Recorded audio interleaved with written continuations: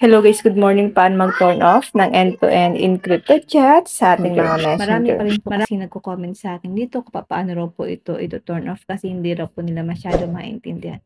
So, ganito lang pang gagawin natin. Kung nakapag-create na po kayo ng 6-digit PIN sa inyong mga messenger, ganito lang pang pag-turn off. Click natin ang messenger, click 3 lines, click settings icon, Scroll down natin, click privacy and safety. click natin ang end-to-end encrypted chats, click message storage. Click natin ang turn off secure storage.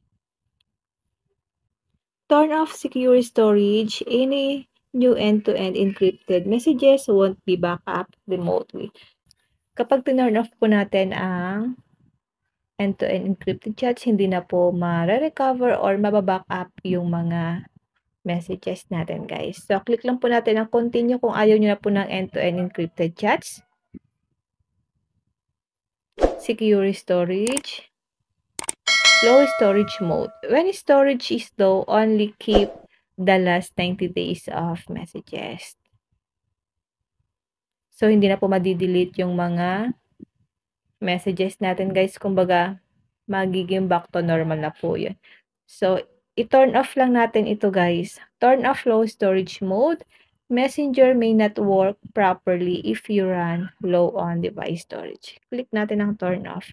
Kung ayaw nyo na po ng end-to-end encrypted chat, sundin nyo lang po yung mga ginawa natin dito, guys, para ma-turn off nyo na po ang end-to-end encrypted chats. Kasi hindi naman po kasi lahat ay naintindihan po kung ano po ang ibig sabihin ng end-to-end encrypted chat sa Messenger. Yung iba, guys, mas gusto pa nila yung dating walang end-to-end encrypted chats. Ganun lang po ang gagawin natin, guys, para may turn off po natin ang end-to-end encrypted chat sa ating mga messenger.